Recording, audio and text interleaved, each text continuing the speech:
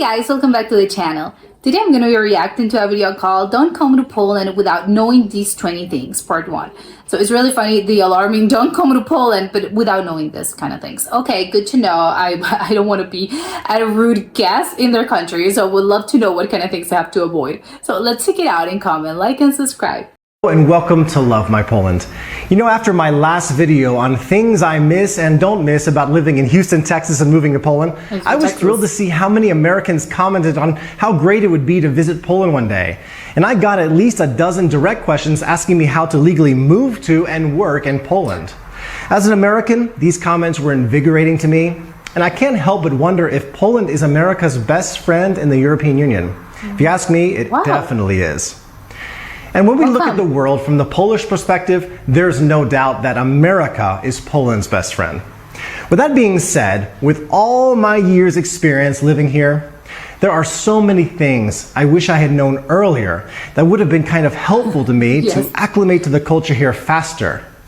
I wish I had had the chance to sit down with a person like myself who'd be able to kind of give me a crash course on some of the issues that would have saved me from looking ignorant, foolish, or misinformed. No one wants that. So in today's episode, I am going to share part 1 of my checklist of 20 aspects that, in my humble opinion, are must-knows before traveling or moving to Poland. Let's do part 1 right now. The first 10 are coming up. Off we go.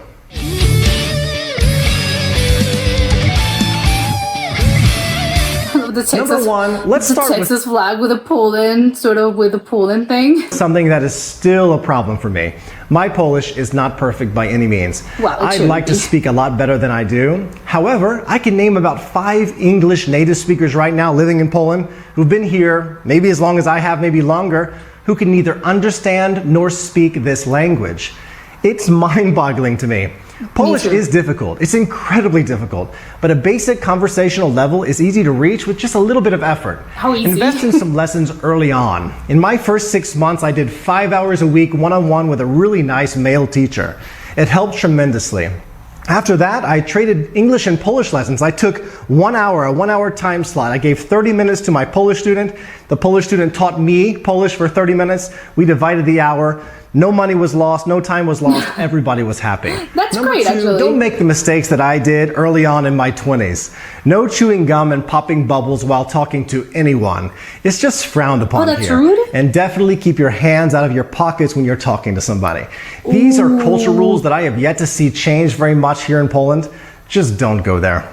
Number 3, stay away from politics. Really. Do not go there. I don't care how hard your Polish friend asks you to discuss your views on Polish politics. No. Like, hey Russell, who are you for? Andrzej Duda or Rafał Trzaskowski? Don't ask me. It's so easy to step in it there. I can honestly tell you that in 15 straight years of living in Poland, I have never ever done a lesson on politics. And I always change the subject when the issue arises. The fact is, the political atmosphere is quite tense in Poland presently. Oh, really? It's really a lot like the Republican-Democrat divide we have in the USA. It's simply a very risky move. Do be careful. Yes. Number 4, if you're a dude, get a wallet with a coin pouch. Unless you're planning to pay for everything by credit card or phone application, you will need cash, and you will inevitably be asked to help the cashier out very often by producing change. If you are a cash and coin person like me, this will make your life a lot easier. If you can't find a wallet with a pouch in the States, no worries. You can pick one up, a good one, right here in Poland. Most of them have it when you arrive. Number 5, never under any circumstance try to ride public transportation without a ticket. I have to warn you about inspectors that Poles refer to as kanary. These guys intentionally dress, how can I say it? They dress down, way down, to look like people you would never imagine work for the authorities. And they are good at catching people. For instance, the I don't know why you would get on a public transport system without a ticket. It's because how expensive can it be? Just buy it. It's moving along. They quickly stand up from their seats. They whip out their ID badges and they go right up to you with their palms out. A British friend of mine was caught last winter, and after a near fist fight with the inspector, he was physically helped off the tram. The police were you're getting into too much trouble for a ticket. Just buy it, please. And he had to pay a really hefty fine. There are so many convenient ways how to get a ticket. It's easy. The tickets are relatively cheap. You can buy tickets in kiosks everywhere and numerous small shops throughout the city, or you can use a variety of phone apps like MPay. I'll put a link in the description about MPay. Number 6, if you're coming to Poland from the USA, you can rent a car and you can drive that car on your American driver's license legally as long as you also have an international driver's license. That's good. You cannot drive without the international license. The easiest way to get such a license is from AAA, and I think they cost between 20 to 30 bucks. I had to learn that lesson the hard way and the expensive way. You can find out more information on the Kraków Consulate website or the Warsaw Embassy website. I will put information in my description about that so you can click on it. Number 7, and while driving, beware, beware, beware of pedestrians on pedestrian crossings. Slow down and look 3 times. Over my years here, I've witnessed the law get tougher and tougher on drivers who don't stop for pedestrians. I like that. The moment you see a pedestrian even getting close to that crossing, you must slow down and stop. And you have to wait until the pedestrian fully clears the crosswalk before proceeding. I like that. The police here do not mess around. I've seen them set up kind of a sting operation to catch drivers, and the fines are steep. Practically every Polish city is a walking city, and with 3 kids of my own, I couldn't be more in favor of this law. Yes. Please do be careful. It's safer. Number 8, this one might sound a little funny, but I've got to admit it. I did not know, I was not aware that Russia physically borders Poland on my first trip over here. There's a little piece of land sitting right above the northeastern part of Poland called Kaliningrad. I guess I missed that detail in my world history classes in school. Yeah, but isn't oh, how my Polish friends were disappointed in my American ignorance. I'm sorry. I would also recommend knowing the other bordering countries around Poland, and there are 7 of them in total. Germany, Czechia, Czech Republic, Slovakia, Ukraine, Belarus, Lithuania. I never know if it's Czech Republic or Czechia because I listen to both and I don't know which one's correct. And of course, Russia. So of course, I'm being ignorant. I'm sorry. Number 9, while we're on geography, one of the fastest ways to rub a Pole the wrong way is to tell them that their country lies in Eastern Europe. I did that early on and I got the chilly death stare. Oh, it's Central. Well, they were in fact on the eastern side of the Iron Curtain during communism. Poland is very much a country in Central Europe. Say Central Europe, please. Okay, sure. Number 10, do not ever say that Poland was part of the USSR. Never. I cannot tell you how many times I've heard people from all over the world kind of assume that Poland was a Russian territory following World War II. No. It wasn't. Yeah. Latvia, Lithuania, Estonia, Ukraine, Belarus, yes. Yes. Poland was not. They were heavily influenced by Russia. Yeah. Russia was doing their thing here, but they were never part of the USSR. Don't do it. Yeah. All right, so that's part 1. That's the first 10. The second 10 examples that I'm going to give you are coming in my next video. It should be next week sometime. Let me know what you think about this. I'm looking forward to any of the comments you have. If you have not subscribed to my channel so far, what are you waiting for? Click the button on my wallet pouch right here so you don't miss out on the future episodes that are on the way. Thanks for watching and see you very soon in the next one. I think the craziest part about this video to me is that he has been living in Poland for, I think if I remember correctly, he has been living here for 15 years and still he has a hard time with the Polish language, which I think is crazy. I think because even though obviously you're not, and probably people are not expecting you to speak this language perfectly, again, because it's a tough language. I think probably Polish people are aware it's really tough unless you are, you already speak, I think, a language that's, I think, similar to Polish. So I think they're going to understand, I think, because usually that's the case. And I think usually, I don't know, people just know. I think the effort is already good enough. And the fact that we can understand each other just almost perfectly, I think it's okay. But if you've been living there in a place, in another country for 15 years, I think, yeah, well, of course you're gonna have to learn the language. I think that's I think a basic thing to me. I don't really understand how can people live in other places for huge amounts of time, as in, yeah, I spent years living here and you don't really speak the language. Wait, what, then how? This is crazy. You're just getting by English alone. I think that's just wild. That's a really foreign concept to me because again, if you're already making the decision to move somewhere, you're gonna have to learn. And I think that's one of the things you have to take into consideration. So if you want to move to Poland, you have to understand, well, I'm gonna have to learn Polish at some point. Again, no one is expecting me to learn Polish overnight, but yeah, with time, I'm going to learn this. Am I going to speak it perfectly correct with a perfect accent, with a perfect, I don't know, I'm going to know exactly everything? Well, no, but I don't think, again, Polish people are not expecting it because it's a really tough language. But as long as you understand each other, I think it's perfectly fine. You can just get by with just, again, because I've been living here for 15 years, of course I know the language. But I think it's crazy that even he's a little bit, I think I'm a little iffy on this. It's crazy. I think the fact that you can get by on English alone, well, that's not an excuse. You should still learn the language. I think that's really going to make you adapt, I think, easier to a certain culture and to a certain country. Even though, but I can speak English and it's perfectly fine. Everyone's going to understand me. Yeah, but I think if you're thinking long term, obviously this is not if you're visiting, but if you're actually moving somewhere, learn the language. I think that's basics. In Poland or Russia or whatever, just learn the language.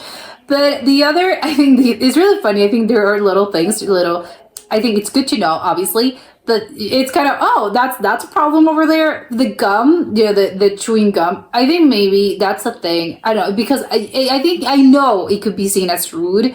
You're chewing gum and you're blowing bubbles in someone's face. I mean, I get it's kind of seen as rude, I would assume.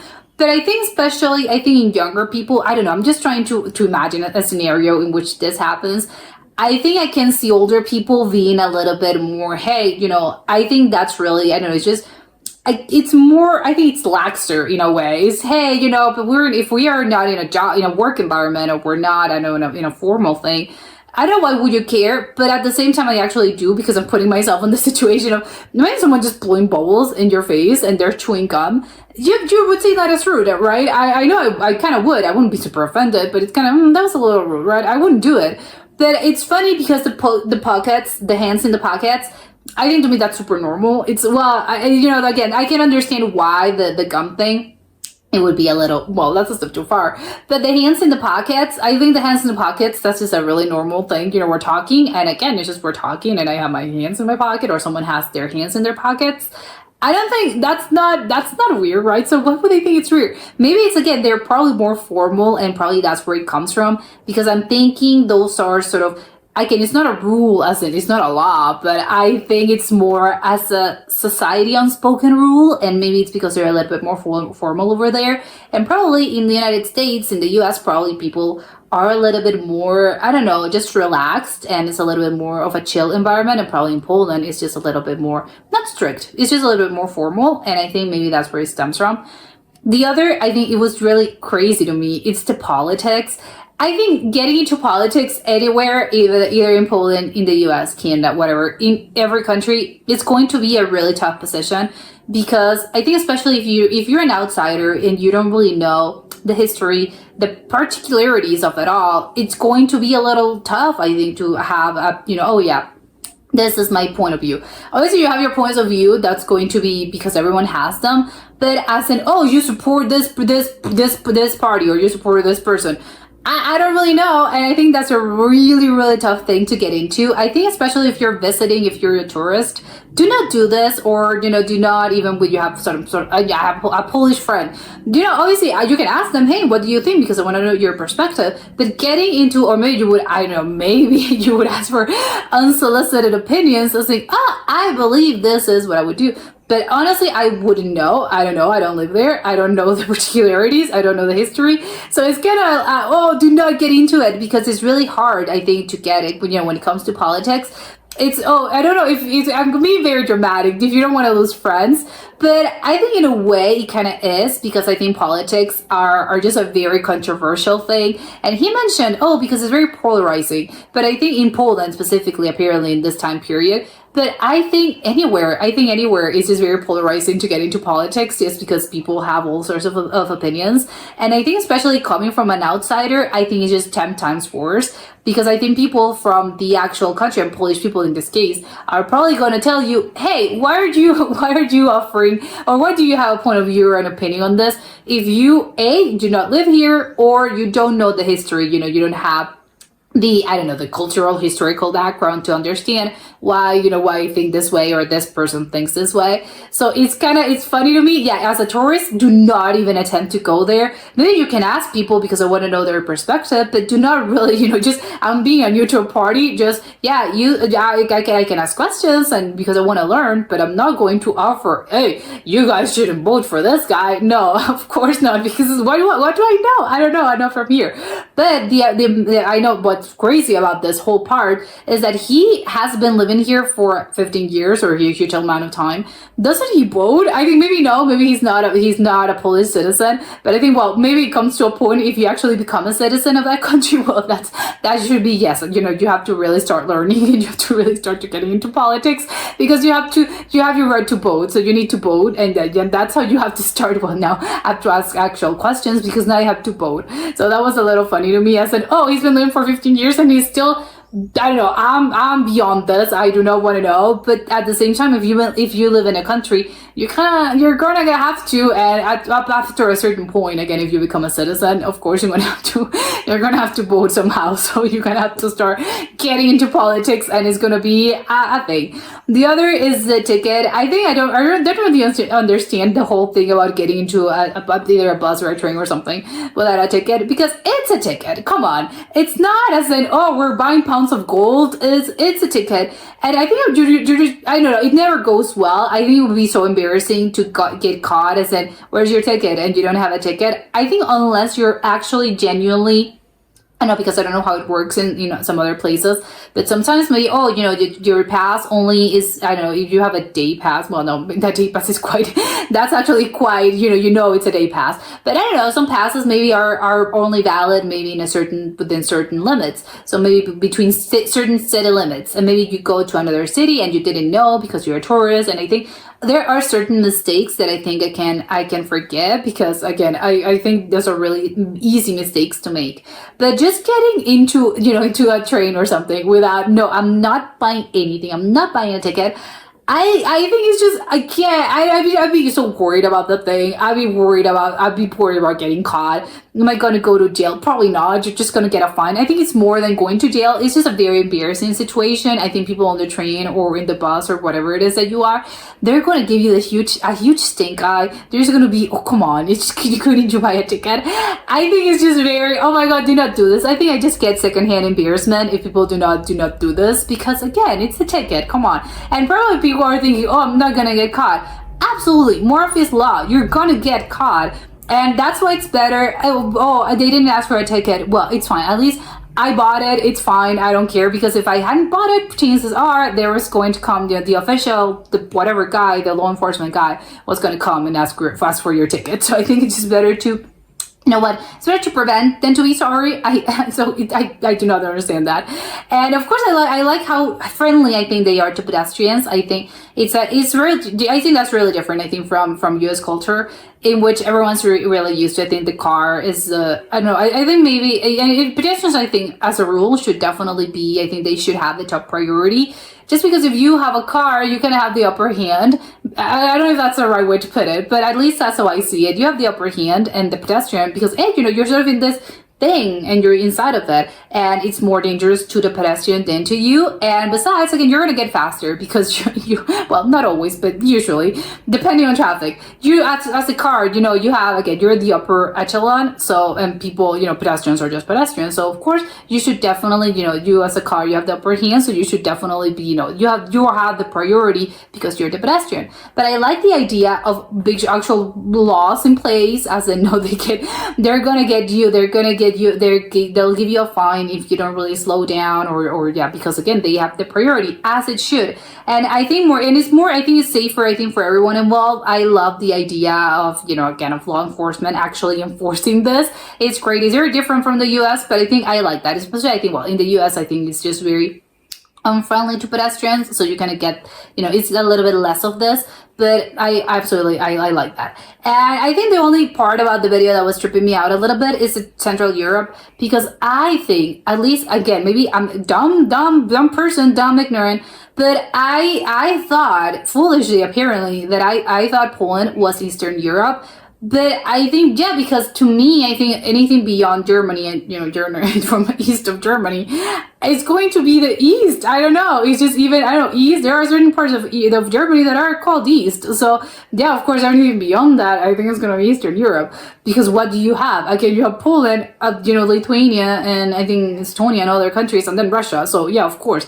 And all a bunch of countries that compose Eastern Europe. So, I'm not going want to make that mistake again. I'm going to refer to Poland as Central Europe. But I honestly, I do not understand why.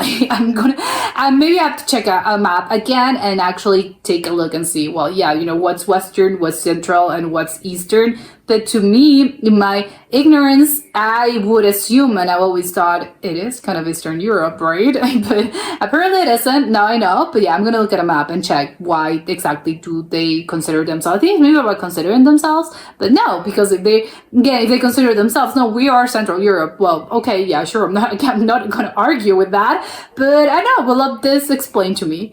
But that was it for today, and I'll see you next time. Bye.